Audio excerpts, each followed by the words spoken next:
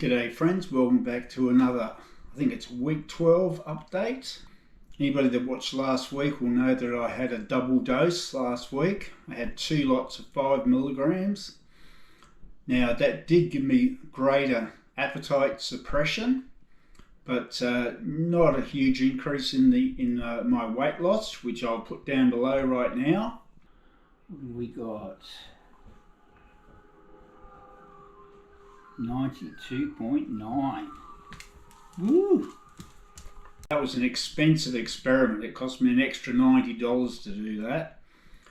I do have a script for the 7.5, which is the next one up from the 5 milligram, but it's an extra $35 a week for the 7.5 compared to the 5. So I'm going to stick to the 5 milligram for now. It's still working. Non-scale victories, not a lot. My waist has stayed the same, even though these pants feel looser, but the tape is not reflecting that. Up till now, this is week 12, I've lost 16.5 kilos. Now, to give you an idea how much that is, this is 16.5 kilos, and it's hard to hold. It's pretty heavy. So honestly, like walking around with this, and to think that this is what I was carrying the whole time, is pretty mind-boggling.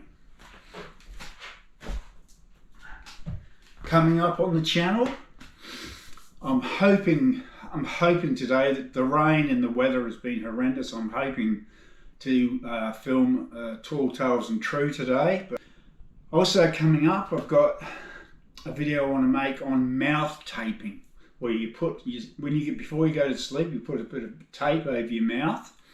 I want to test this for a month before I make the video. So far it's had quite encouraging results. Another video I'd like to make is, before you go to bed at night, lay on the floor and put your legs hard up against the wall, so your legs are elevated in the air, and that's supposed to drain a lot of the blood out of your veins and your lymph and all sorts of things, aid your digestion. I've started doing that. I've only done it a couple of nights, haven't noticed any difference, but that's coming up.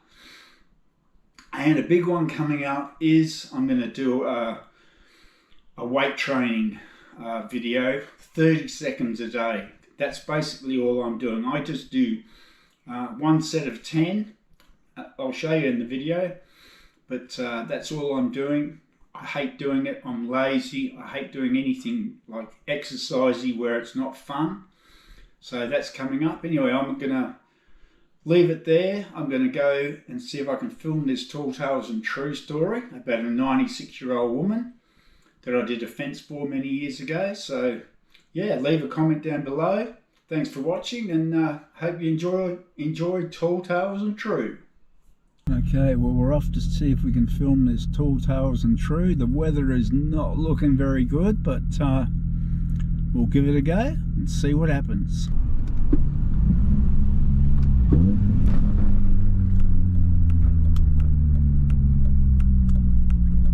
I'm thinking it's along here somewhere.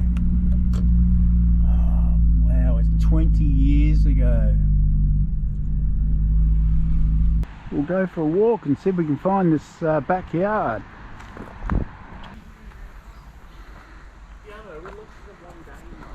Okay, it was similar to this, but it was steeper, and that certainly is not my handiwork.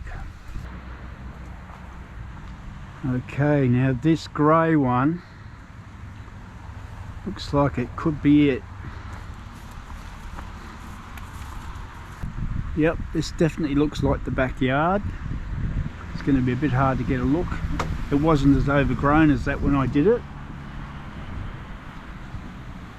Okay, the story is, I did this fence for this lady.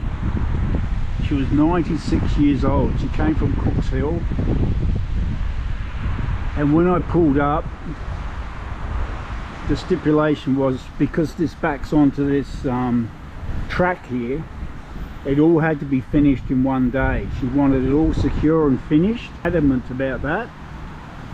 Anyway, there's no way you can get my truck. I couldn't get my truck up to the back here, so I had to park down the front and carry everything up from the road. Everything, the concrete, the fencing, dismantling the old fence and taking it away. Anyway, this old lady, like, you need to throw away all your preconceptions about what a 96-year-old lady looks like. She was like this. She was very, very slim, but not frail. She was like a mountain goat. She was running up and down this, from the house up to the back here, all day. Just never stopped moving. I just couldn't believe her energy. Anyway, what makes this story so notable was this old fence. Her husband used to be, I think he used to work for BHP. He's a welder. And the old fence was made up of old bits of pipe, timber posts, but it was built like Fort Knox. He hadn't skimped on materials. Everything was heavy duty. It was just, the holes in the ground were probably 3 foot deep. Anyway, I had to pull all these. I can't remember which one it was. It doesn't really matter, but along here, now these posts here were sleeved. I actually used the existing steel posts and screwed and slotted these square posts over the top. That's how you can put up a gate in one day, because normally you'd have to wait for the concrete to dry, but because the gate posts are already connected to existing posts, you didn't have to worry about it. Anyway, one of these posts, I can't remember which one, of the old fence, I pulled everything down and I could not get it out. I could not get it out. I huffed and I puffed and I tried pulling it out. It was a round post. It was a timber post about this round. It had water in the bottom and it had suction, and as you tried to, even when you bent your legs and tried to pull it out, the suction would pull it back down. Anyway, I've tried this a few times, didn't work, so plan B was to go from here all the way back down to the bottom, all the way out to the car, and get a massive crowbar and a piece of chain and a wooden block that I could use as a fulcrum, so I could wrap the chain around the post and lever it out, get it out that way. So I've walked back down, gone down to the truck, grabbed the gear. The old lady by this time, she's standing up here shaking her head. She couldn't believe I couldn't get this post out. I've walked back up all the way from the road carrying this big heavy bar, like it's a massive thick heavy bar, you couldn't bend it. When I've got up to the top here she is standing with her hands on her hips with a big grin on her face, and the post was out of the ground and laying on, out of the hole and laying on the ground. I couldn't believe it. I just couldn't believe it. And she wouldn't, till this day, I don't know how she got it out. I really don't. It's got me. She didn't have any tools or equipment. She had nothing there. The only thing I can think of is that maybe two guys or two burly blokes have walked up the back here. She's called them over and got them to pull it out for her. But back then this track was not very busy, and I worked here the whole day and got this finished all in one day, and not one person walked past. So till this day it is an absolute mystery how she got that post out. We'll go back to the car and I'll tell you the rest of the story.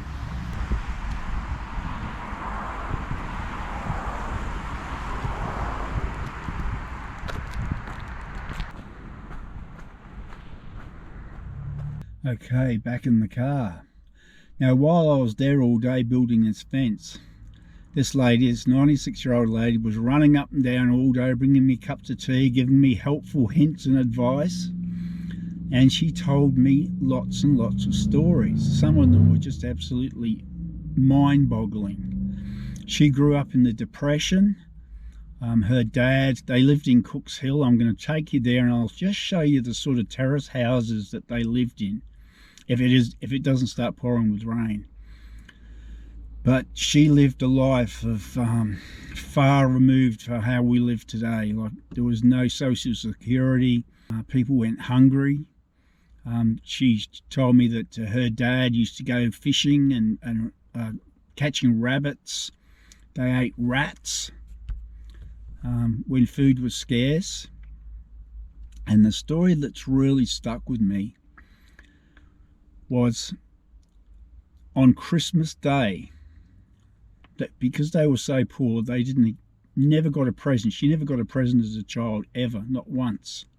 There just wasn't enough money to buy frivolous things. But what the local church used to do,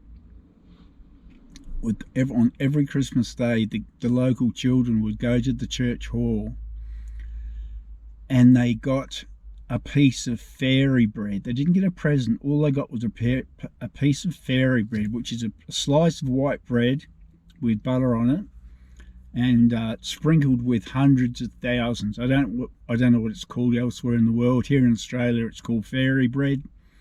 But that was her special treat for the year, and that was the thing she looked forward to the most in her childhood. And another story she told me, when she was 7 or 8, she got wasn't a brand new dress, but it was a dress that she really wanted, and her mother bought it from a friend or bought it secondhand from somewhere, and she loved this dress. She said it was just the most fantastic dress she ever had. She felt like a princess when she wore it. But of course, she was a little girl, she was growing fast, and eventually it wasn't that long before she grew out of it and it got handed down to her little sister. And she said she was so devastated to not be able to wear this dress anymore.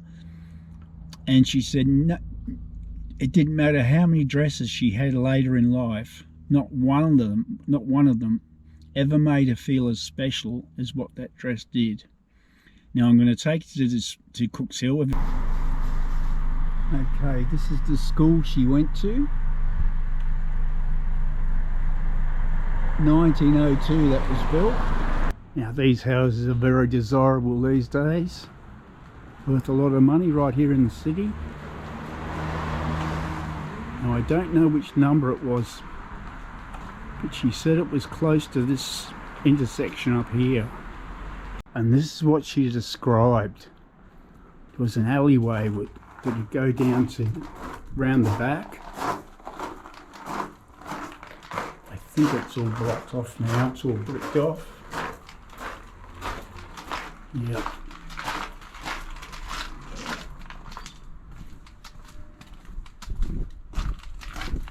But she described how there was a back laneway, and that's where the night soil man used to come and empty the tubs in the toilets.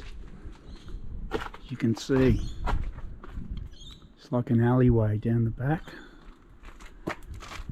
So you can imagine this 100 years ago. And over the road, here's the church and the hall that she described, where they'd come on Christmas Day and get their piece of fairy bread.